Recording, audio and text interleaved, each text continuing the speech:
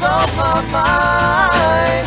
I am far behind because I find it so much better to unwind. Although there's so much to be done, it could be fun. Do you think there's time for a quick one? The work piles up fast, so many tasks, there's almost no way to catch up. Don't know where to start, it isn't smart, but I've got other plans for us. Although there's so much to be done, it could be fun. Do you think there's time for a quick one?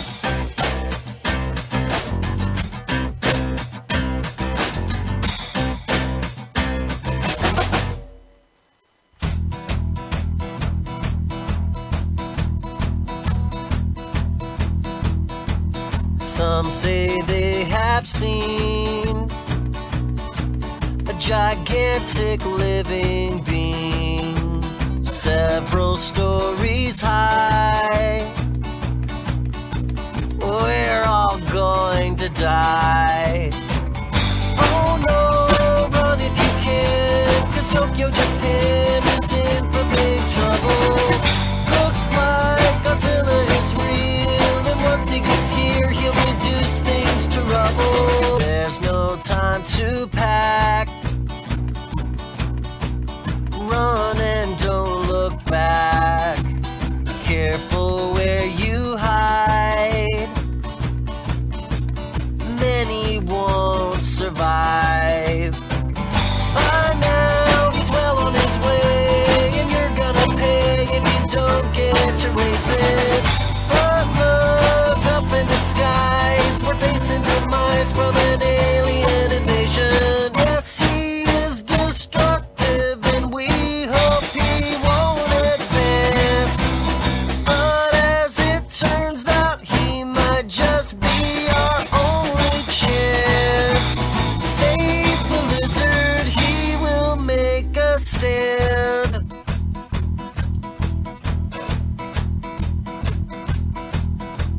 City filled with screams and deadly laser beams. A full-scale attack. Can he hold them back? This is a dangerous place. The city's a waste with battlegrounds epic. Both sides are pummeled and fried with nuclear eyes and death rays electric. Yes, he is destructive. We have seen this in the past. But as it turns out, it's an advantage that he has. Save the lizard, he will kick their ass.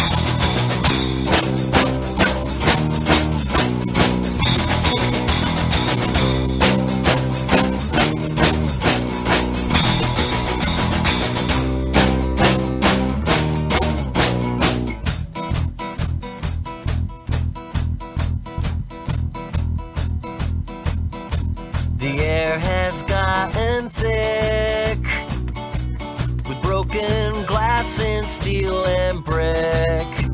The aliens are no more.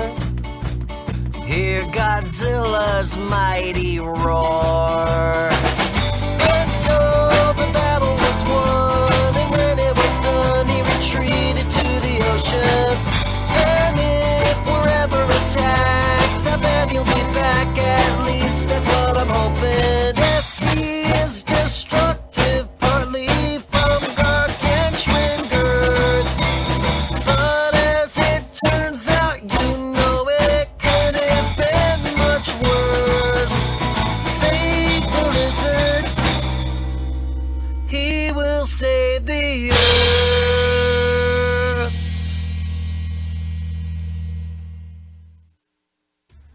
Hey guys, welcome to the BroBryceHealth live stream here. I'm gonna switch over here and welcome to the stream. I always do that wrong. Up here is the YouTube chat and the Twitch chat combined. Sorry, my voice is a little hoarse today. And down here is the Facebook chat. So as the Facebook comments come up, they'll pop up in there. Excuse me.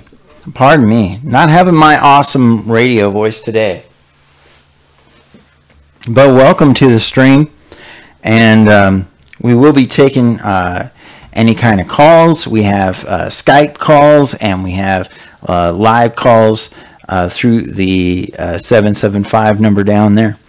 We are broadcasting live to a Keto Reno group, as well as Ketoers supporting Ketoers group, and anywhere else that you guys share this. So if you know somebody who needs to know about keto, needs to fix their health, please make sure that you share this as much as possible. We need to get these messages out as much as we possibly can. And we don't have a guest today. Thank you, Jackson, for asking. That's a great question. We'll have some days that we don't have guests, and on those days, I will just do a keto helpline. And so you'll see that marquee over there on the far right. And I wanted to give that a blurb. If you are not subscribed, if you're on YouTube and you're not subscribed, please make sure you hit that subscribe button and hit that bell notification icon. And that way you'll get alerts whenever I go live and whenever I upload a new video. And as well, if you're on Facebook, make sure you turn your notifications on. If you're watching this live, you can go up to the menu or down to the options and turn your notifications on so that you can see whenever I go live. And as well, you can follow me over on Twitch. And if you're an Amazon Prime member, you can subscribe to my channel, and that helps me out as well. And before I go any further, I'd like to also give a little blurb to that Patreon page where you can contribute and help me do more of these lives and spend less time doing full-time and part-time work outside of here, and more time spending time with you guys and producing videos. Because I'd love to take some of the videos that I have on the cutting room floor and put them together and make them watchable for you guys.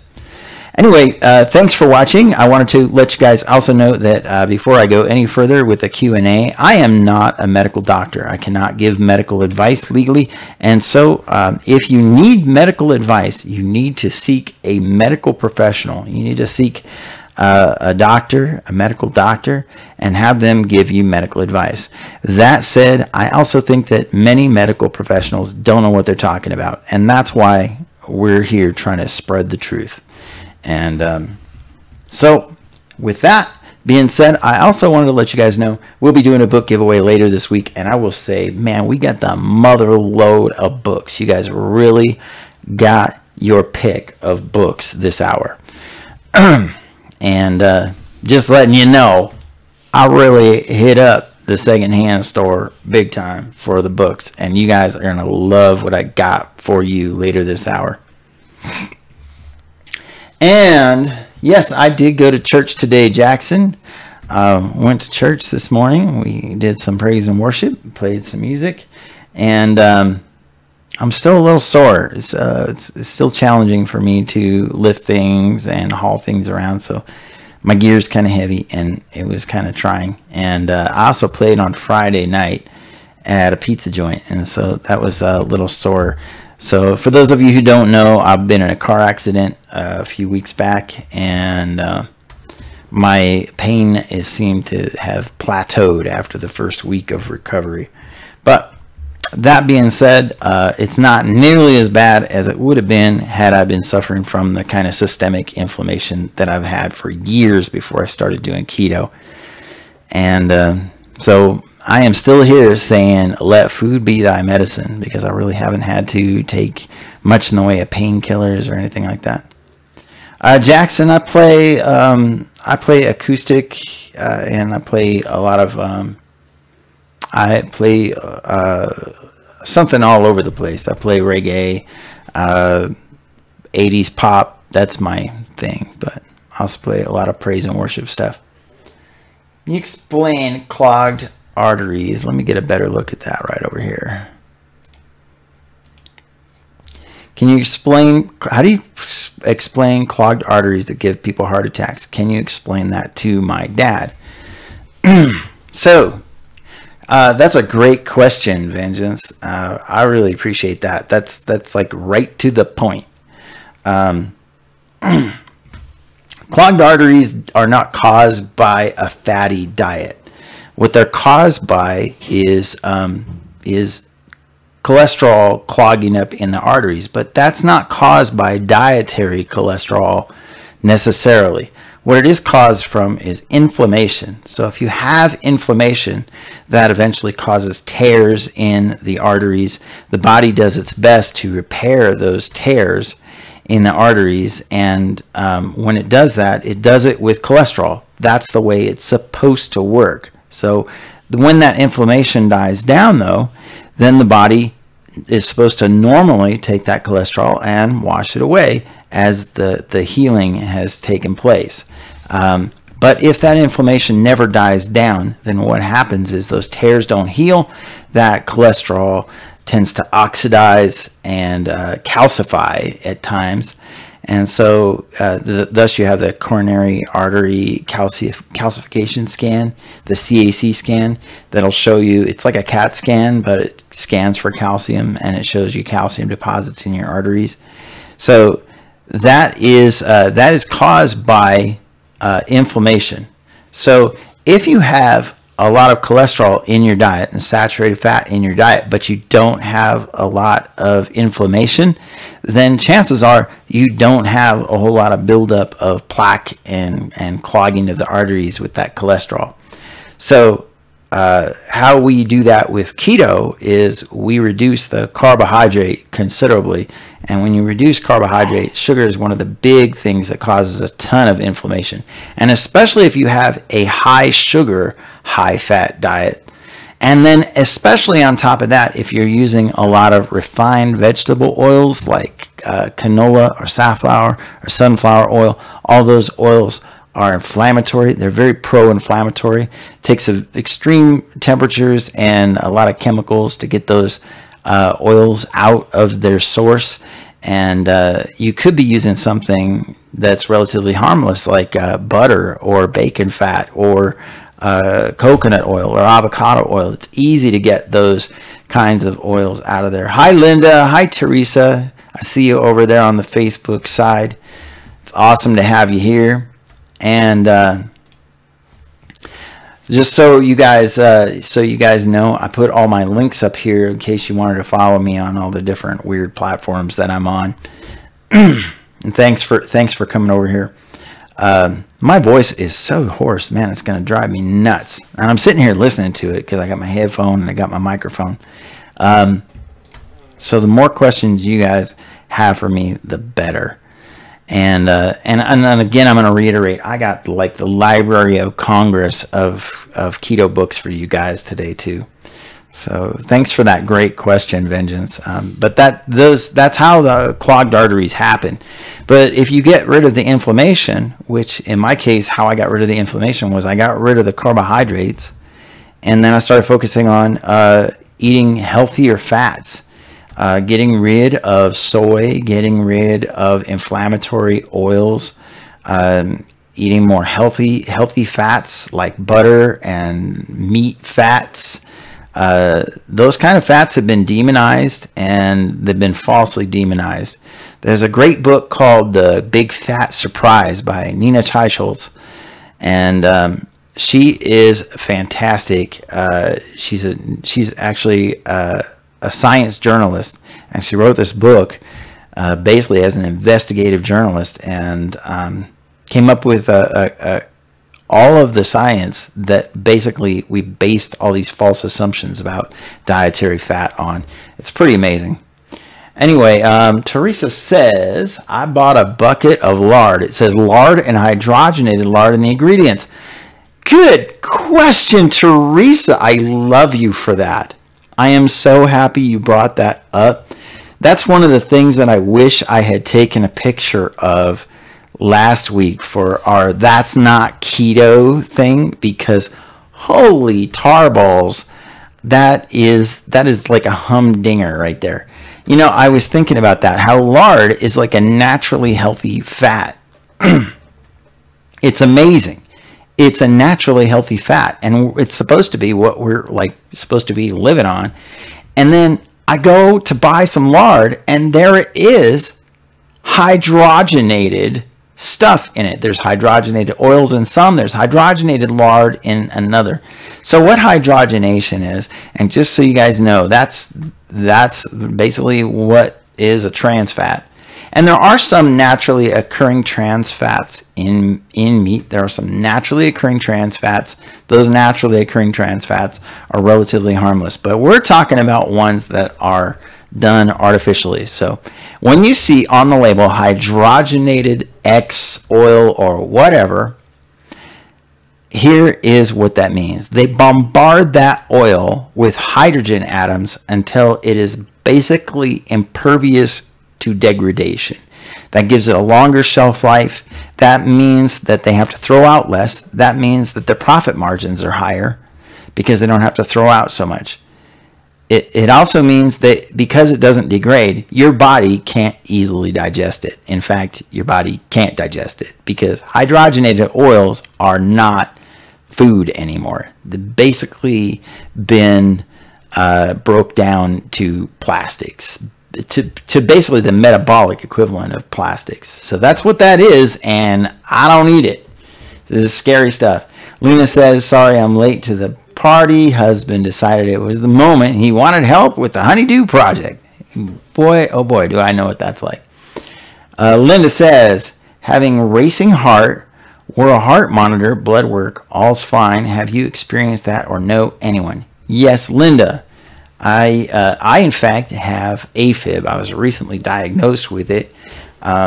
Occasionally my heart will race out of control. It got up to like 180 beats per minute. They like it to be down around like 70, something like that. They consider it to be starting to race if it's going 90 to 100, but mine was going 180. And so, oh my goodness, I got a surprise for you guys. And Linda, I'm going to come right back to you. My wife is chefing today. She is, this is Sister Julie. She can come over here. Hi, Julie. And she has made some keto dinner biscuits. And the recipe is in the recipe thread on the BroBryceHealth group if you guys haven't joined that yet. But we do it in egg rings, like these silicone egg rings, and it's just awesome. So I just wanted to show this to you. I call these bunnies because, anyway. But check this out. This is just beautiful. This is a full-on dinner biscuit. And did you put like garlic and cheese in these? I was going to, but I didn't. Oh, okay. She was going to do like some garlic cheesy bread, but she didn't. No, so it's I just made them regular. Because I decided I wanted them for strawberry shortcake. Okay. Strawberry shortcake later, guys. I'm sorry you'll miss it. Anyway, now I'm chewing with my mouth full. Don't you hate when people do that? Chew with their mouth full. So, the racing heart, it can be AFib. It can also be a metabolic issue. So or not a metabolic, an electrolyte issue. So your electrolyte issues are just that. They are minerals that are required by the body for electrical impulses. So if you got your electrolytes straightened out, you might experience that your heart rate kind of normalizes more. Mine has, but I also found out that because of the type of work that I do at my job, that it requires that I up my protein some. So I'm going to check over here. Jackson says he may see you later. Got some work to do right now. Bye, friend. Grandfather talks with his mouth full all the time. Vengeance says. And Vengeance, by the way, big shout out for being our mod, our faithful mod over there on the YouTube side. And we have Donna Lawrence, a.k.a. That Gadget Girl. modding over on Twitch. I haven't seen her lately though, but she's our mod over on the Twitch side. And but I don't know if that helps, Linda. I had to up my protein grams. I had to get it closer to 1 gram per pound of lean body mass. So for me, that's something like 143 grams a day of protein that I had to get, just because the work that I was doing was really strenuous. And I found that when I was doing some of that harder work, like stacking cases of soda pop and stuff, that I had to up my protein, or else my heart would do that racing thing and I get really super faint. And I wore a heart monitor for like a week. So yeah, I have had that experience, and I have a feeling it has more to do with electrolytes than anything, because at that point, that was really before I started really focusing so much on electrolytes. And since I've focused more on electrolytes in the last few months, I think that that's made a huge difference.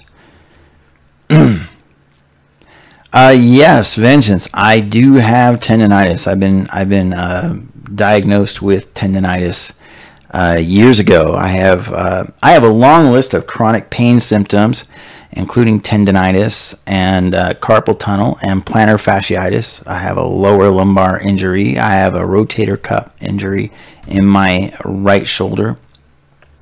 I've broken most of my fingers, and I have arthritis in my fingers.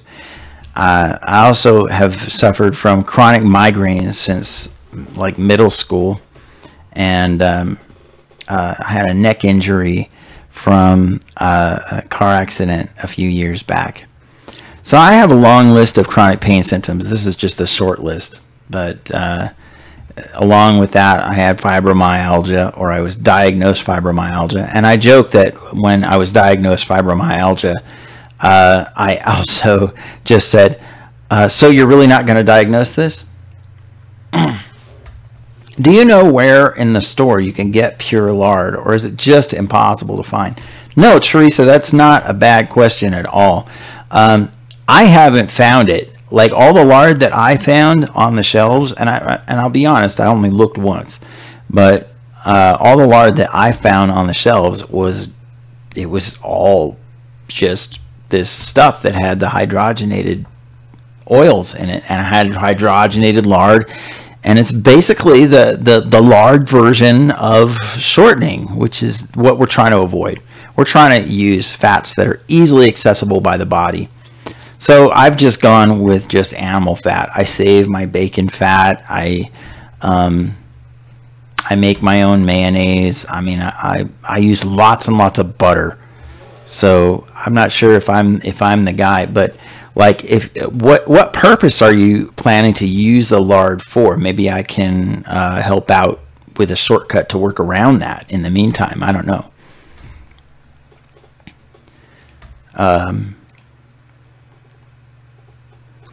You have tendonitis in your feet? That sounds like plantar fasciitis, because that's basically the tendon that's on the bottom of your feet.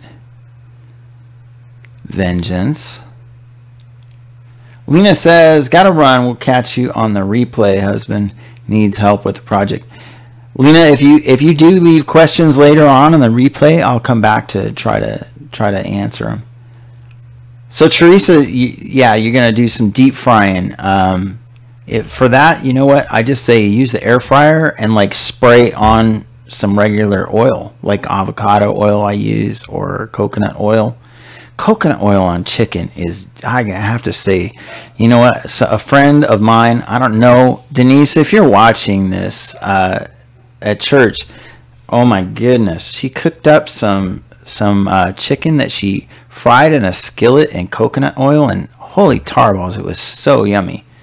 And she used turmeric and a whole bunch of other stuff in it, and it was amazing, amazeballs.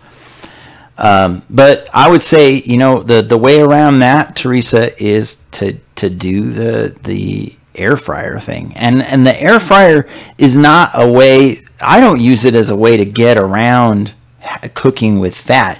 I just spray a whole bunch of fat right on whatever it is that I'm cooking, and it makes it nice and crispy and fatty and juicy. And I'm not trying to cook low fat. In fact, a lot of times I'll save that fat that's in the bottom of that and put it in something else. I'll strain it out, filter it out, use it in something else. But holy dang, man, my air fryer is amazing. And the cool thing about the air fryer is that you don't have to throw out the oil, because everybody knows if you're using that oil over and over, you are oxidizing that oil. Okay, Teresa, now you know what your next kitchen gadget purchase is going to be. She says, I don't have an air fryer. Well, you just have to fix that. Pardon my French, but I have a Twitter streamer, or a Twitch streamer I watch that says, Keto, any comments? I would say that Twitch streamer is ignorant. That says that keto will mess your body up. Any comments? Yep. That's ignorant. It's an ignorant comment. They have no idea what they're talking about. So Teresa, now you know that instead of, you know what you got to do? We got to get a whole bunch of people to hit up my Patreon. And if I get enough people to hit up my Patreon one of these weeks, I will give away an air fryer. I will have it shipped right to your door.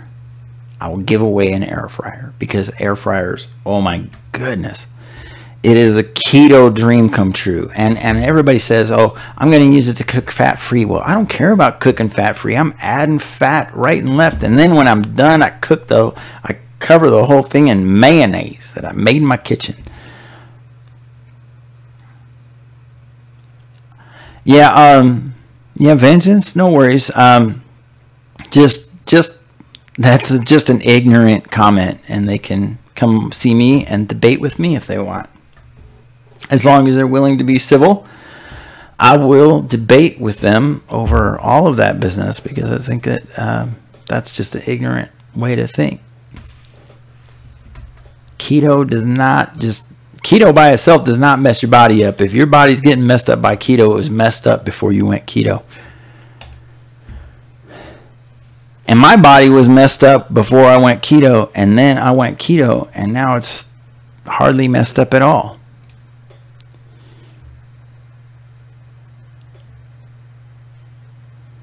You know, Linda, the more you use it, the more you get it down. And I'll give you a pro tip. I think I did it in a video a while back, live on Facebook.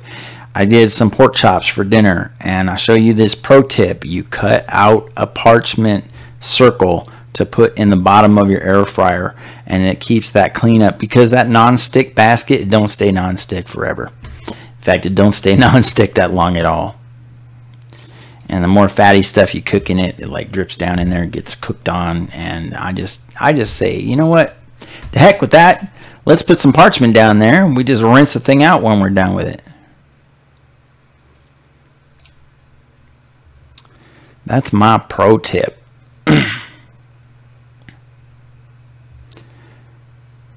Aw.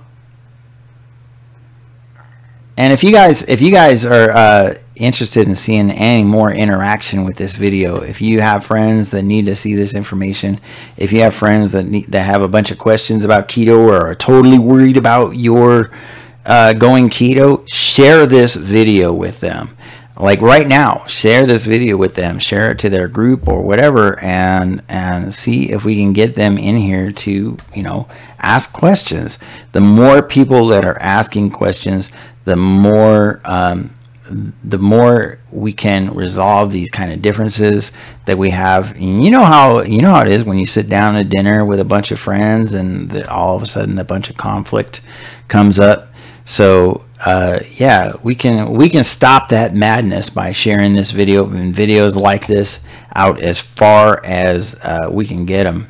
And that means that more people get to ask their questions openly right here in an open forum, and someone like me who's read the science, who knows the science pretty well, can try to help address that. And Claudia is trying to join the group, and Claudia, if you're watching this video, If you want to answer those questions, join in the group, then I will immediately approve you to join the group.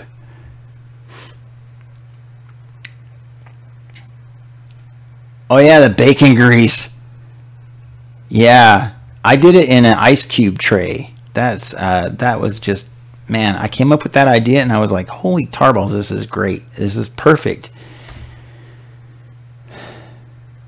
Jillian Michaels, yeah, I need to do a video about her blog post, but I do tend to agree with Dr. Ken Berry about doing videos about Jillian Michaels. Basically, we would just be doing her a favor and giving her more publicity, and then she'll turn around and sell something to a bunch of blind people. Yeah, I think that she's either totally ignorant or she's totally malevolent. Hey, we got another guest over here on the YouTube side, Arthur Freminger. Last week I heard you say that maltitol should be avoided. What other artificial sweeteners should we stay away from? Maltitol, yeah, I don't like maltitol. It's got a high glycemic index and it causes diarrhea. It's got a massive laxative effect and it disturbs gut bacteria. Try to stay away from stuff that disturbs gut bacteria. What other artificial sweeteners should we be staying away from? I tend to say to stay away from Splenda, aka sucralose, but Splenda specifically, the packets of Splenda and some of the other blends of Splenda, they just have sugar in them. That's the main reason why they're sweet. The Splenda packets actually have dextrose, which is just sugar, and maltodextrin, which is just sugar. So it just turns to sugar in the bloodstream and raises your insulin level, and we're trying to get rid of that insulin level. So let's just get rid of Splenda. And I used to be a real proponent of Splenda. So there are only 3 sweeteners currently that I tend to approve of, so to speak. And my approval means nothing to like 98% of the world. So, or, you know, probably a lot more than that. I would say that there's a very slim chance that 2% of the world's population know who I am at all. So 98% is pretty flattering. Yeah, aspartame for sure. That is definitely, I say aspartame because I actually know some people who have dealt with aspartame. Oh my goodness, it looks like I missed a call. Did I miss a call? Hey, if you're watching this stream and you called just now, try again and I will bring you on. I promise. If you just tried to call and I missed your call. But yeah, aspartame has been linked to MS, been associated with MS. I would say the ones that I approve of are stevia or stevia. Whoever can correct me on that, the proper definition, proper pronunciation. Stevia, erythritol, and monk fruit extract. So monk fruit extract tends to be super sweet and does not have a glycemic index. Yes, pure, I believe, is just erythritol. Sweet and low is saccharin, and the science that's been done on saccharin is kind of like questionable. It used to be they had a cancer warning on it, but that was like they fed these rats massive doses of sweet and low to get that to happen. So I don't think it's very good. It's probably not good for you, but I'm not sure if it's patently evil. Not sure. I don't really endorse it. Pure leaves a cooling aftertaste in my mouth. That's the erythritol, Lena. And you'll find that if you powder it, you can use about half as much, and you don't get nearly the cooling effect. And I use Truvia, and I use it, you know, the longer I've been on keto, the less sweet I need things to be. So I tend to I've scaled back how much sweetener I put in just about everything. So I tend not to get that much sweetener in there.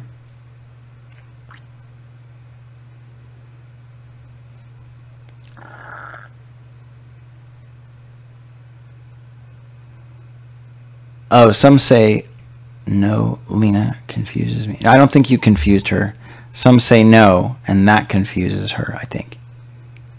So maybe you guys can clarify. Linda and Lena, you can settle it up. Some say stevia was no good. You know, I think that when you find, if you look, like for instance, if you look on the shelves and you, especially, I wanted to address this last week, but I just didn't get to the store and take a bunch of pictures, but the in the raw products, you know, like monk fruit in the raw, stevia in the raw, all these things in the raw, if you look at them, they're anything but raw, and they have a bunch of additives to them. So look for the ones that don't have a bunch of additives. And you know, there's only so much you can do. You know, there's only so much control you can have. And I mean, if you want to like be a complete Puritan, then I would say stay away from all of the sweeteners. You know, if you wanted to be a total Puritan, just stay away from all of them. I choose not to be, but you know, maybe some more science, some more evidence will convince me otherwise. How does the body treat sugar alcohols in general? Arthur, that's a great question. How does the body treat sugar alcohols in general? So there isn't a general way that the body treats sugar alcohols, because there's a whole bunch of different ones. And the body treats them all a little differently. Some of them are naturally occurring. For instance, sucralose is not. Sucralose is where they have taken a sugar molecule. You know how they say it tastes like sugar because it's made from sugar? So, yes, Teresa, thank you so much. Thank you for sharing that. It tastes like sugar because it's made from sugar. Well, they've taken a sugar molecule, they took something out of it, and they put something else in there, and they made it into a chlorine molecule. So the sugar molecule became a chlorine molecule. And it disturbs gut bacteria. It basically kills gut bacteria. Coffee, you just drink it straight up. That's why, yeah. You know, I can drink black coffee. I'm not crazy about it, but I can drink it, and I can drink it on the daily for extended periods of time. But Arthur, a great resource that you should check out is the Keto Connect video on artificial sweeteners. They did that, I think, just like a month and a half ago or something. They tested out a whole bunch of different kinds of artificial sweeteners. Many of them are sugar alcohols, and they test out the glycemic, they test out the ketone response and the blood sugar response. It would be pretty expensive to check out the insulin response. You'd have to go into a lab in a hospital. That would be pretty expensive and cost prohibitive for any kind of YouTuber to do it. But it is it's important that that we know that all of them are treated differently, and many of them are naturally occurring. So like erythritol is something that naturally occurs in the body, and that's something that a lot of people don't realize, but it naturally occurs in the body, and it naturally occurs in many fermenting fruits, and it's not something out of the ordinary. Now the process, I'm not going to lead you astray and say it's completely natural. There's no artificial, you know, it's not done through some chemical. You know what? It is. It's done through some kind of chemical process. And I will say this. If a person is able to stay completely away from sweeteners of all kinds, they're probably doing better than me. So if they were to do that, I would say, you know what, that's probably the best way to go. But if you're realistic, let's say, you know, we're going with the least harm done, or, you know, maybe no harm done. We just don't know. There hasn't been nearly enough science to talk about what some of them do. Now, there is enough science on aspartame. There is enough science on sugar. There is enough science on things like maltitol. Reese Michelle, and I believe that's Michelle Reese, right? I have a cousin who's type 1 diabetic. He's looking for help on and how keto would be helpful to him. Any info would be greatly appreciated. So I am going to direct you, Michelle, directly to Richard Bernstein. Dr. Richard Bernstein is a keto doctor. He is 85 years old. He's a type 1 diabetic. He found out, I think, when he was 12 years old. And he's not supposed to be alive. He's like 85 years old, and he's got a YouTube channel where he talks about doing ketogenic nutrition, talks about eating a very low carbohydrate diet, and how it affects blood sugar, and how to work with your doctor to control your type 1 diabetes. That said, he's also written a book called The Diabetes Solution. Look for that, Dr. Richard Bernstein. He's a medical doctor, and he specializes in diabetes. And he's written a book called The Diabetes Solution. Also, one of the books that I will be giving away today is by Dr. Richard Bernstein. Let me find it here. Here it is. The Diabetes Diet by Dr. Richard K. Bernstein, MD. And this book here is type 1, type 2. And the thing is that type 1 diabetics will always have to take something to lower their blood sugar. They'll always have to take insulin to be able to use that sugar. Bye, Teresa. I'll see you later. To be able to get that sugar out of their bloodstream and use it as energy, they need to, and even the glucose that their body creates through gluconeogenesis, they still have to deal with that, and they'll have to deal with it with insulin. So as such, type 1 diabetics will always be insulin dependent, but they can dramatically reduce their type 1 diabetes side effects and the progressive nature of insulin resistance that is inevitable if you were to follow the ADA guidelines. So with that being said, type 1 and type 2 diabetes are two totally different things, but a low carbohydrate, high fat approach is a way that type 1 diabetics can keep control over the amount of insulin that they have to take. They can keep it down to a minimum so that they never ever become insulin resistant. Because type 1 diabetic is not defined by insulin resistance the same way that that type 2 diabetes is. Type 2 diabetes is merely a symptom of insulin resistance. What snacks are keto? A great snack that I use all the time is, hi Sherry, welcome to the stream, Sherry.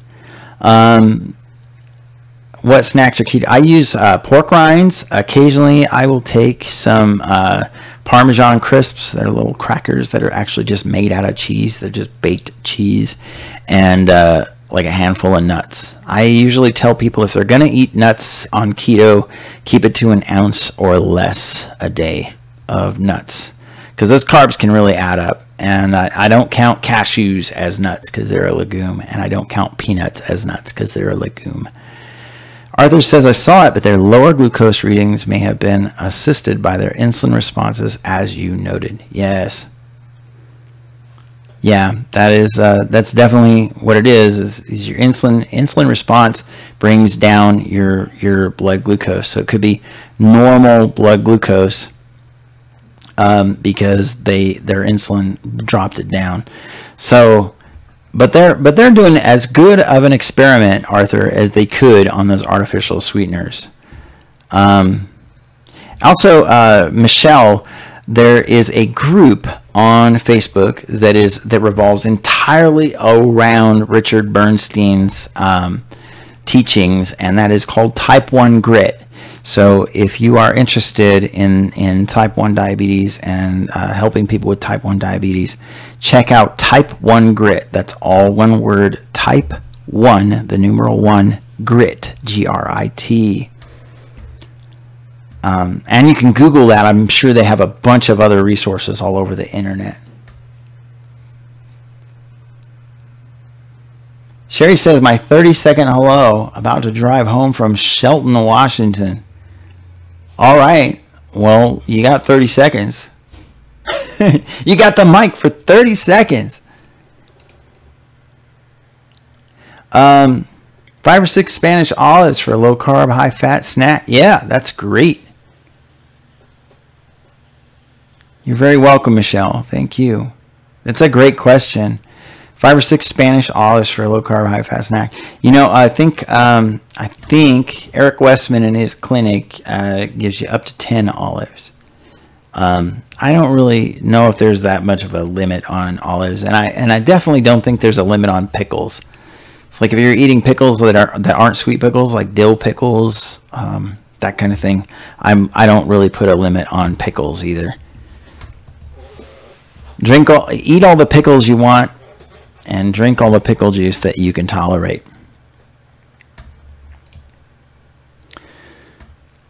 And anyway, yeah, I like pork rinds. That is my go-to. Visiting the Hayfords, good snack for a car trip.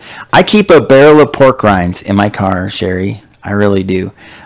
We also bring a little cooler on road trips. We will take like some chicken salad and some tuna salad.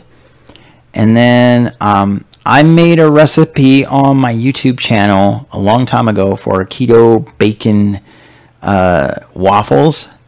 And I put cream cheese on them. And I basically make my new keto syrup. We have a call here. Hang on a second. Let's see who we have here.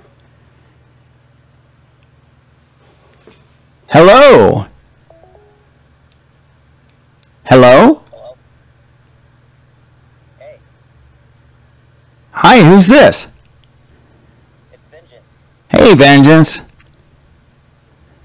I'm not sure if you guys can hear this. What? I'm not sure if I'm not sure if everybody can hear you. How you doing, man? It's going good. There's a lot of feedback. Oh, like feedback or static? No, there's like a delayed echo. Huh?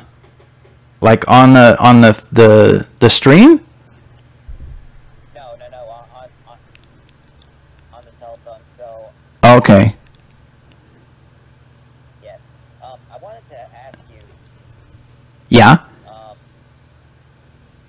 what barbecue sauces are keto? What barbecue sauces are keto? Vengeance asks. I would say make your own, and there are tons of keto recipes out there for making your own, but one of the problems with barbecue sauce is that the key flavor to it is the same like it is. Yeah, Lena, I haven't really figured out how to wire in the phone thing yet, so I'm kind of jury rigging it here, but I got you. the problem with using the barbecue sauce is that the key flavor is made from burnt sugar.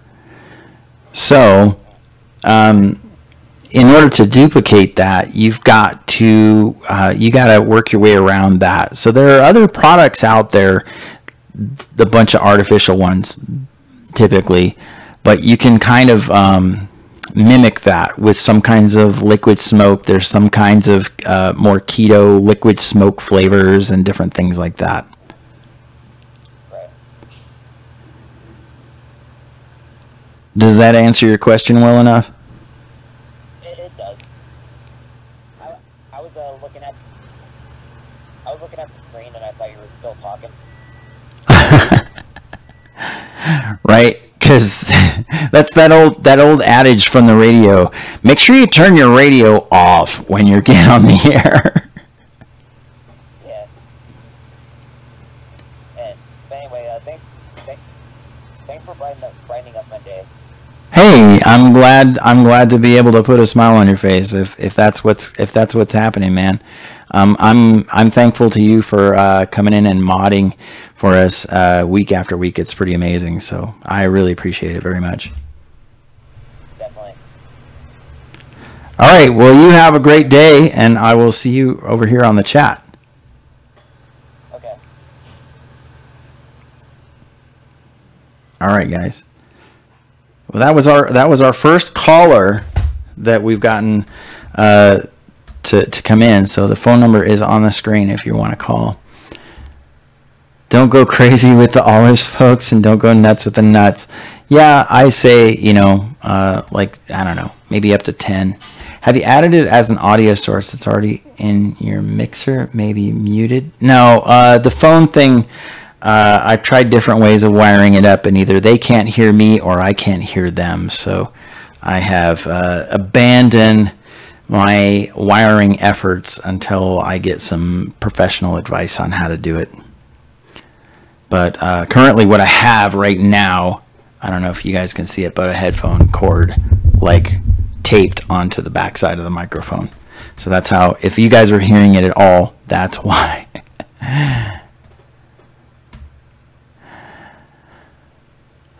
Moderation is the key, and counting macros for me. Yeah, you know, I'm not big on the whole moderation being used in a dietary term.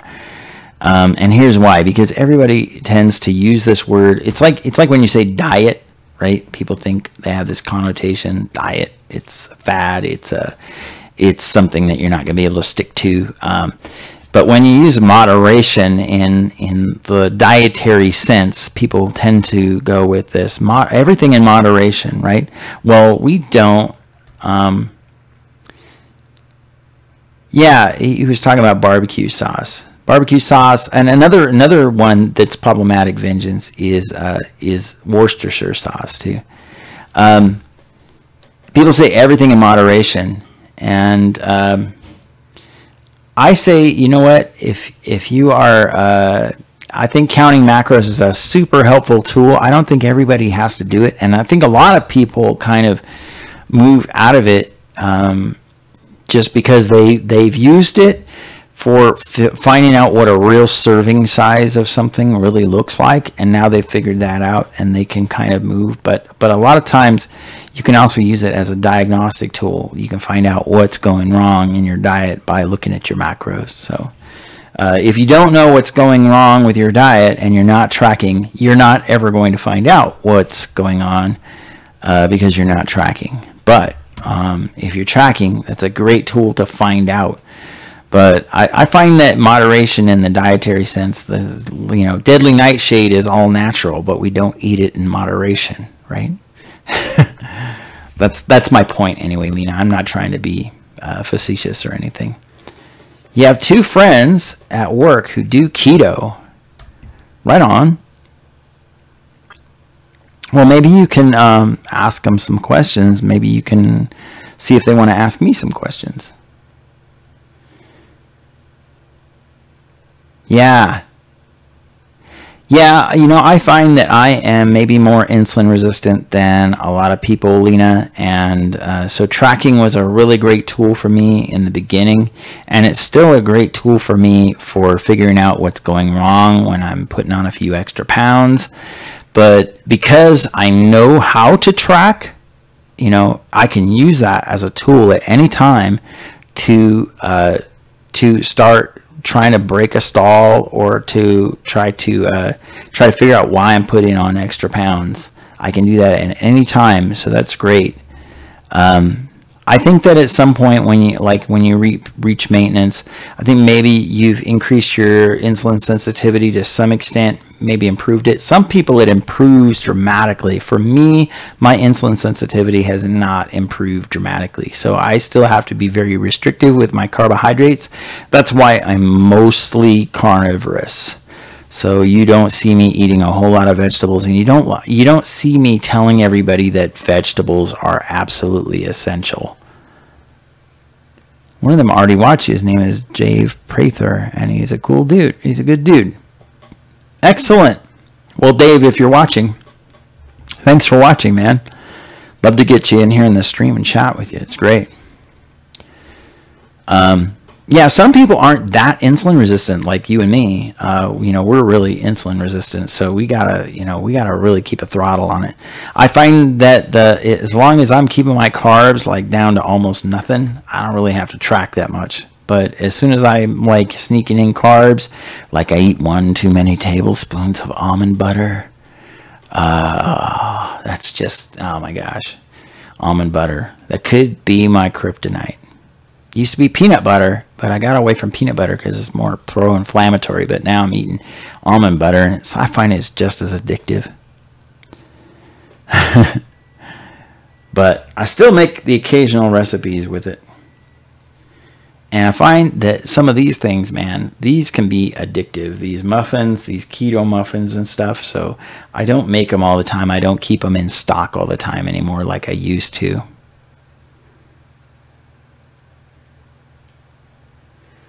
Carb creep is real. For real it is.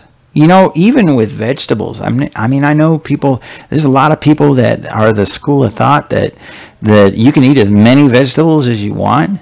And I just say that if you are eating so many vegetables, it must be just because you want to poop more. Because that's just what happens with me. It just makes me poop a lot more. And I find that because I don't, you know, you get a lot of essential vitamins and minerals from meat, and I eat a lot of meat and a lot of healthy fats. I find that a lot of the nutrients that you would normally get out of vegetables, you can get out of eating a whole lot of meat.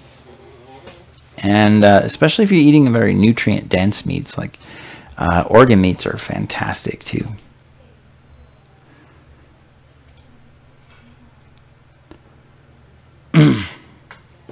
I'm serious. You know, there's one guy that I know, this is the only reason why people want to graze so much on greens is because they just want to be these pooptastic superheroes and just like bog down the city sewer system with greens. Now, I have come to the conclusion, thank you, Dan Quibel of the Bacon Experiment, for really revealing this to me, that everything that we thought was essential, all that essential fiber that we would normally get from vegetables, it actually, constipation and all that stuff is it's more a symptom of electrolyte issues than it is of fiber issues. So if you get it down to where you got your electrolytes under control, you find that you don't need so much fiber to be regular. You drink coffee to poop. Vegetables are evil, Tony says. Nice, Tony. All right, Sherry, drive safe. Do not watch this while you're driving, because if you do, I'm going to do something stupid and I'll make you laugh and then you'll fall off the road. Oh, we're at the top of the hour. I need to go a little long, but we're going to do a book giveaway, guys. So here we go. I've got the book-tastic library for you. So all you have to do to get a book, if you have not won a book in the last 4 weeks from me, if you have not won a book in the last 4 weeks, all you have to do is say that you're interested in getting a book. And then you let me know through a private message or here in the chat which book you want. And then in a private message to me on Facebook or YouTube or Twitch, you let me know what your vitals are as far as me getting it delivered to you. That's my alarm telling me it's 5 o'clock. And I should have done this some 15-20 minutes ago. But here you go. We have Good Calories, Bad Calories by Gary Taubes. This is a great book talking about fats and carbohydrates and where good calories come from, and talking about whether calorie counting is a good idea or not. Talking about he's talking about all this stuff with scientific insight.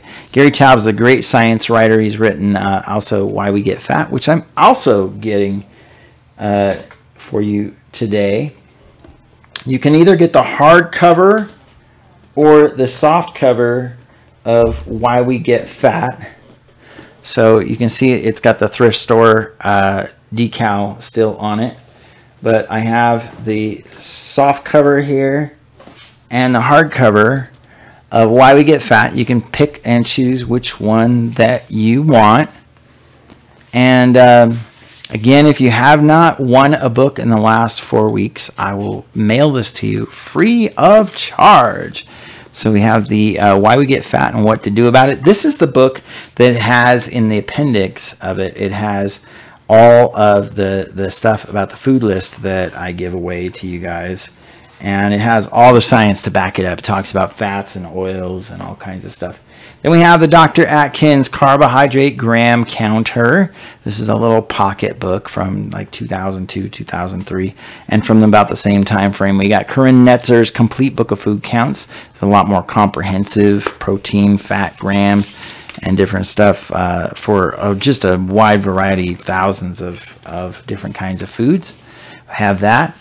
Then we have The Diabetes Diet by Richard K. Bernstein. This is the guy that's the type 1 diabetic, the 80-something-year-old guy that does the workout videos for seniors over there on YouTube. Then we have Wheat Belly. Again, I got multiple copies of some of these books. So Wheat Belly by William Davis. This talks about all about why you should never eat wheat, why you should have never eaten wheat in the first place, and why it's not a good part of anyone's healthy diet.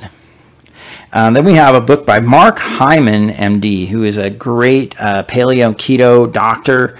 He has talked a lot about eating fat to lose weight. So this book is called Eat Fat to Get Thin. And he hammers home that fat should be the foundation of our diet. An easy step given the power of the research he presents. And recipes. Then we have The Primal Blueprint by Mark Sisson.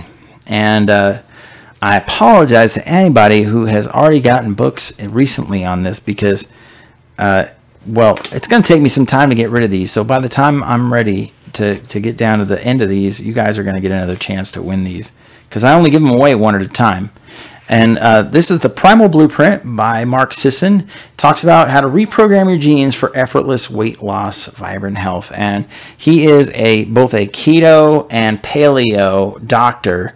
And if you go into some of the like keto convention footage that's on YouTube, you will find Mark Sisson speaking at many of these things. It may tell you a little more about whether or not you want that book. But I think it's a great find. A great resource to add to your keto library. Once again, I've got the new Atkins for a New You. I've got a number of copies of this, but I'm giving away one book today. And all you have to do is say that you're interested in a book to get it. So the new Atkins for a New You, this is by Dr. Eric Westman, Stephen Finney, and Jeff Volek. And this book is the book that Timothy Noakes came across that helped him transform his life from being a type 2 diabetic to, once again, being an ultramarathon runner with totally normal blood glucose levels. So the new Atkins for a New You has recipes, meal plans, and I have found in the thrift stores that there's journal books and stuff like that. So we've also got the Protein Power Life Plan by Michael and Mary Dan Eads. If you don't know Michael Eads, he's the guy that came up with the concept of net carbohydrates. Later tells the diet doctor that he regrets ever introducing the concept of net carbs because people used it for junk food instead of greens. Also, if nobody else has claimed a book by the end of this stream, which it won't be too far away, but if nobody else has claimed a book by the end of this stream, you can watch the replay and claim this book within 24 hours. If you're on YouTube, or if you're on Facebook, or if you're on Twitch, and you leave the first comment, the first person to leave a comment that they're interested in a book that hasn't won in the last 4 weeks will get one of these books. The Protein Power Life Plan. This is a more protein-centric version of a ketogenic lifestyle, very low carb. It's more protein centric, whereas I am more along the lines of fat centric. Vengeance says he wants protein power. Vengeance, you were telling me you don't read books. Do you really want that book? You can have it if you want it.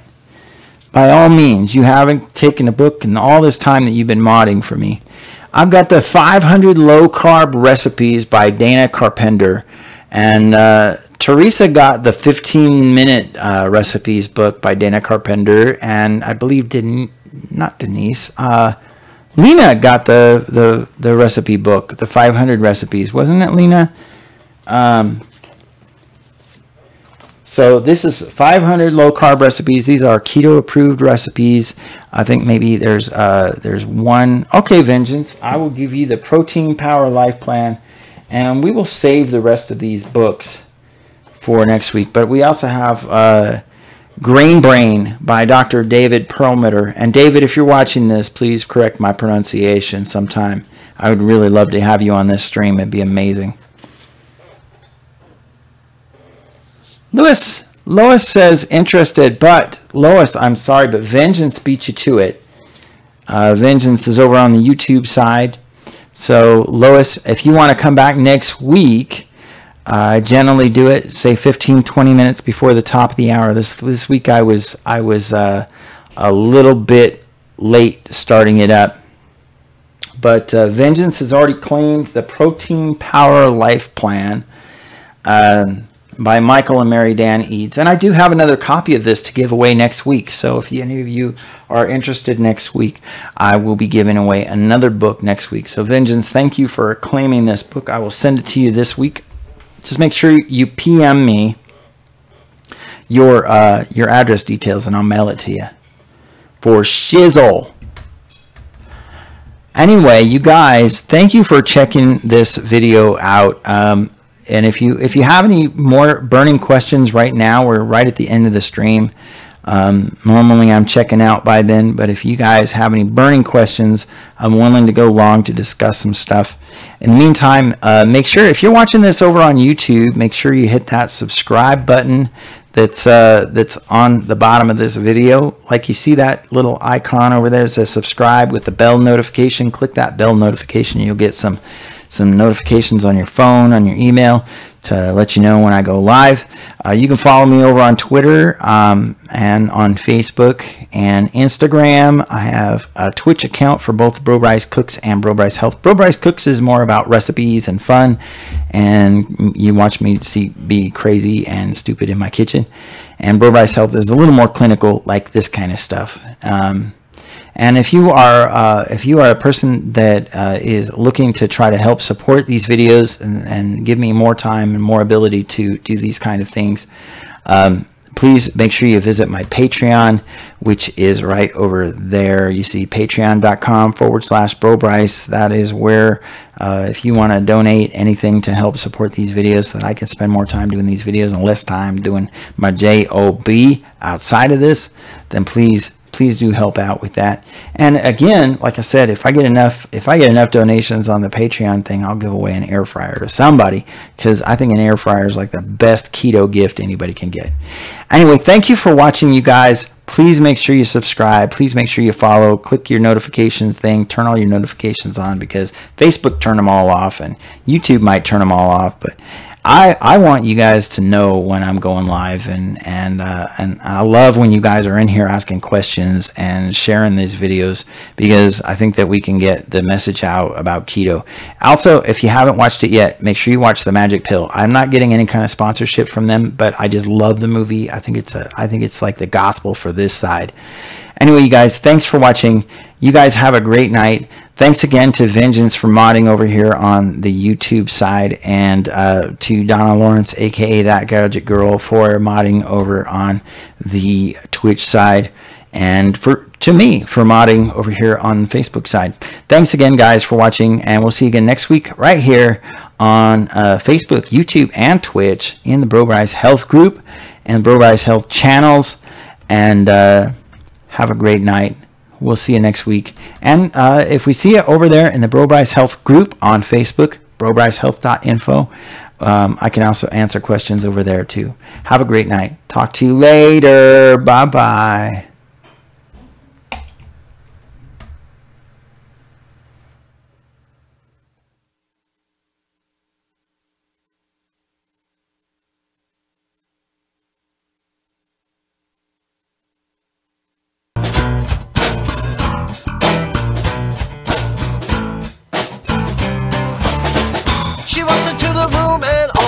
Turn. Not only cause she looks so hot, they can also feel the burn. The temperature is rising and the sprinklers turn on. That's how I saw it happen in my mind. It will come true, though, before long. I'm not blind, girl, I must confess. You could scorch muffins if you touch them when you wear your evening dress. I need a glass of water, I need fresh air. I tried to get some loving, but the room is like an oven when you're in here.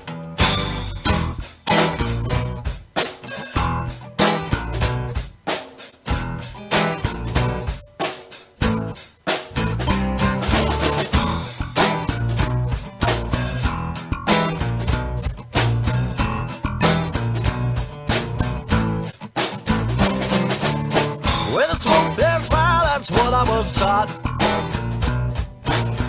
And you prove the theory very clearly when you look so smoking hot. With the fireproof gloves on, maybe we could touch. But I'm learning I don't wanna be burning you, are way too dangerous. I'm not blind, but I must confess. You could scorch muffins if you touch them when you wear your evening dress. I need a glass of water, I need fresh air. I tried to get some loving, but the room is like an oven when you're in here. Yeah.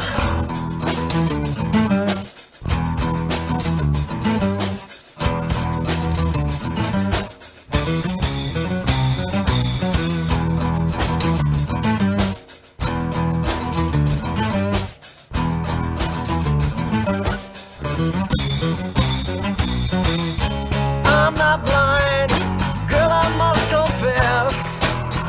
You could scorch muffins if you touch them when you wear your evening dress.